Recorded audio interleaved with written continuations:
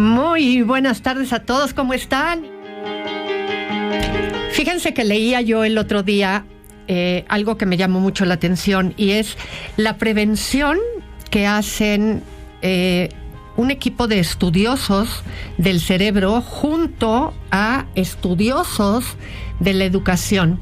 Y usaron una frase que me llamó especialmente la atención porque dicen que el mayor hackeo, y cuando leí eso, el mayor hackeo, pues yo me esperaba que lo que seguía era pues algo que se había logrado en empresas, en bancos, en algo parecido, ¿no?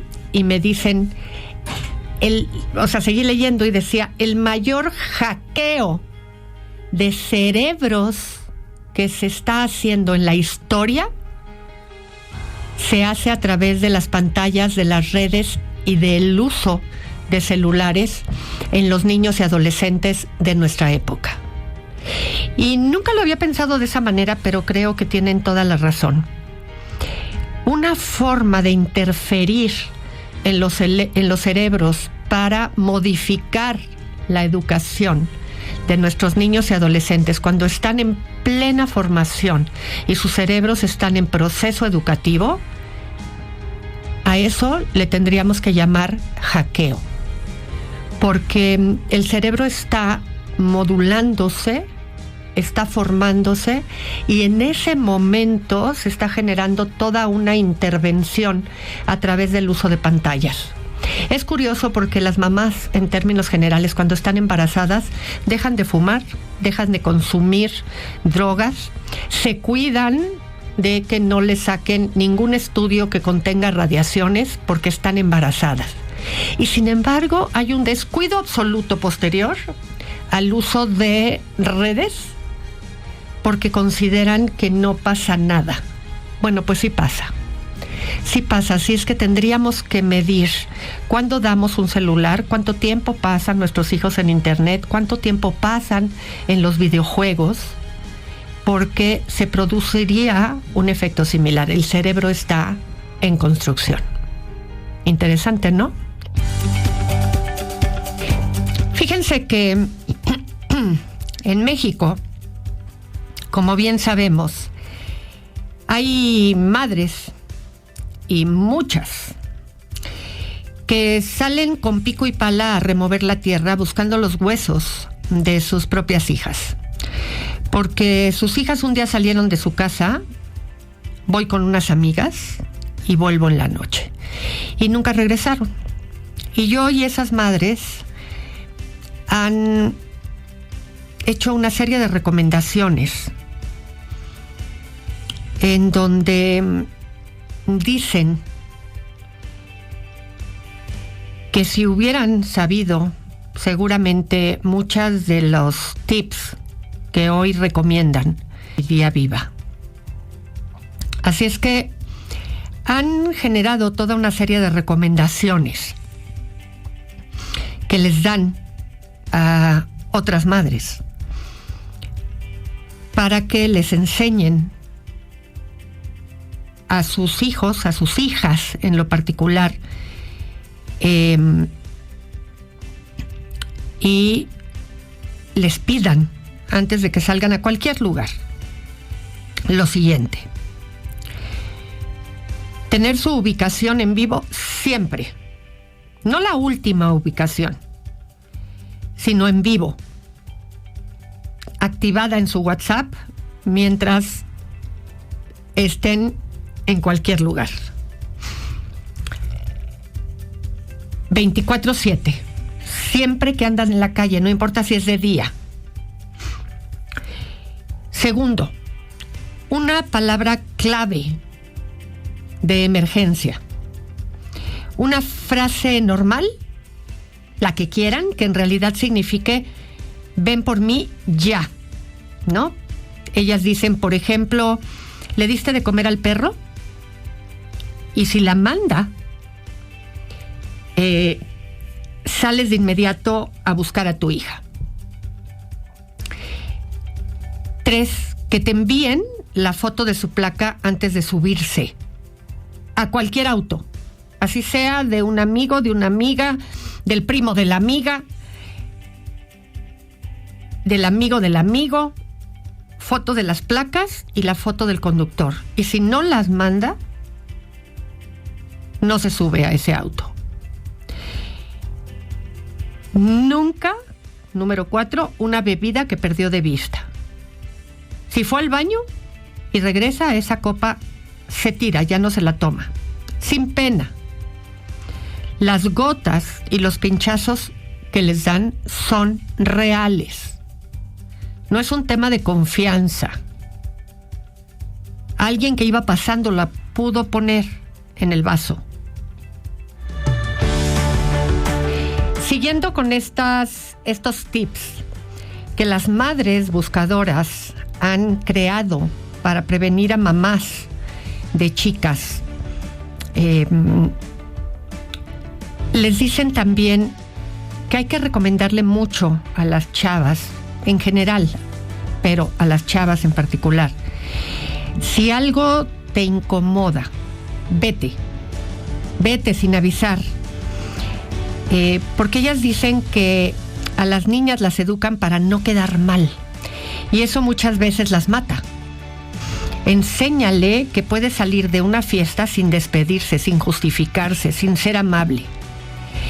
Por otro lado, esto yo no lo sabía, fíjate. Ellas dicen que hay que activar un botón SOS del celular, que hay que activarlo.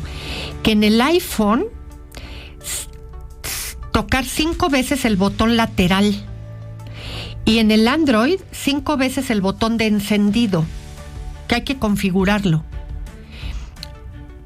pero que hay que configurarlo ya, hoy, no lo dejes para otro día. Otro tip que dan es que nunca subas su ubicación en tiempo real a las redes. Nada de ahorita estoy en el bar fulanito.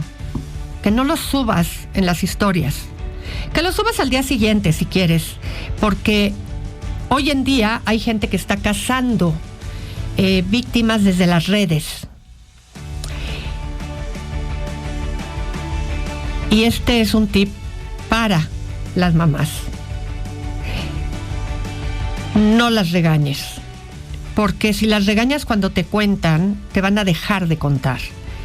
Y el día que algo pase, no te va a llamar primero a ti. Que les debe de quedar bien claro que pueden contarte todo. Que solo van a ir por ti. ¿Ok? Ya después hablas con ella. Pero que vas por tu hija en el momento en el que te hablan. Porque, y esto es lo más triste de todo, porque mientras tú estás oyendo esto, hay madres removiendo tierra, buscando lo que queda de tus hijas. Y que ellas lo que esperan es que tu hija no sea la siguiente. Y pues es triste, pero hay muchas realidades en México sucediendo al mismo tiempo. Así es que nunca se nos olvide que hay madres que están viviendo la peor pesadilla de sus vidas. Así es que esto importa. Lo voy a subir a mis historias de Instagram para que lo puedan leer con cuidado. Y lo envíen al grupo de sus amigos, al grupo de su familia, para que puedan estar al tanto. Fíjense que deberíamos de educar a nuestros hijos para que nadie tema ir a la escuela por su culpa. Ya sea por bullying o porque molestan o porque están viendo cómo le hacen pasar un mal rato a otro niño. Si educáramos a nuestros hijos para dejarles claro que no tendrían que volverse desagradables para otro chico, para otra chica, ya sea porque liderean a los demás y los hacen de verdad generar bullying, ya sea porque son parte de un grupo en el que siguen a otros niños o niñas y con tal de no de pertenecer, simplemente son seguidores, ya sea porque pues molestan, aunque sea de forma aislada. El hecho es que de pronto pueden perder de vista que sus actos pueden producir en otros un impacto tal que haya quien no quiere ir a la escuela o pierde el deseo o el gusto de ir a la escuela porque tiene miedo de toparlo o de topársela con esa niña. Y que cuando tu hijo, por alguna razón, tu hija no va, otro chico dice: ay, qué rico, qué bueno que no vino. Porque me hace la vida difícil, o porque me ignora de una manera grosera, porque me molesta, o porque me hace un poco las cosas de una manera desafortunada. Y a ti como mamá o como papá a lo mejor nunca se te ha ocurrido que tu hijo puede ser esa clase de persona con algún chico de su salón o de la escuela, en términos generales. ¿Se lo has preguntado? Quizás la pregunta no se te ocurre porque consideras que tu hijo es incapaz de. Pero la realidad es que los niños, los adolescentes, pueden tener diferentes versiones de sí mismas dependiendo de la circunstancia en la que se encuentran. Y es que en la escuela no pueden elegir estar solamente con aquellos que les caen bien. Tienen que estar con todos los chicos, les caigan o no les caigan. Así es que valdría la pena preguntarle, ¿no? ¿Cómo se comporta o qué actitudes tiene con esos niños que no le caen? Pregúntale. Fíjense que el sábado fue el día de concientización sobre el bullying y sobre el acoso escolar. Y es importante seguir revisando ese tema, más allá de que haya una fecha para hacerlo. Porque el bullying es un tema que no para. No para. Toma unas dimensiones verdaderamente importantes y por más que se trata de buscar solución, por más que se trata de hacer hincapié, se vuelve un tema complejo porque pareciera que nadie sabe dónde empieza. Pareciera que de pronto se quieren echar la pelotita unos a otros. Y la verdad es que no es una etapa, no es un juego, no es una cosa de chicos. Es una forma de violencia que deja marcas profundas.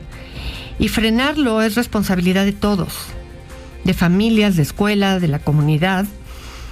Pero entre más se comparte la responsabilidad, más fácil es evadirla. Porque cuando la responsabilidad es compartida, de pronto se diluye. Y escuchar, validar emociones, enseñar a resolverlas, resolver conflictos sin violencia, se acaba volviendo el camino para construir espacios más seguros para todos. Nadie, ninguna persona, no importa la edad, debería de ir a la escuela con miedo. Ningún niño, niña, adolescente debe de sentir que está solo, que cada pasillo, cada aula, cada espacio sea un lugar que da miedo transitar. Ahora, lo cierto es que la educación más básica empieza en la casa. La casa es quien da la seguridad. El ambiente de la casa es quien suele detonar las primeras influencias que detonan en los niños el modelaje de cómo se resuelven los conflictos. Y después, esa violencia se expresa en los colegios. Y el problema es que muchas veces lo paga quien menos debe. Así es que revisa bien tu casa, revisa bien tu familia, porque hay dos extremos importantes. Los chicos muy consentidos en casa, y entonces que nada los debe de tocar y que se empoderan en la escuela. Y el otro extremo es quienes viven violencia en casa, la negligencia de no ser atendidos en casa y que entonces llaman la atención en la escuela. Así es que con cuidado y no responsabilizando a la escuela como único lugar, porque ahí se presenta la violencia. Bien, pues ya llegó la hora de decir hasta mañana. Yo soy Chayo Busquets, esto fue Chayo contigo, así es que hasta mañana. Audiocentro.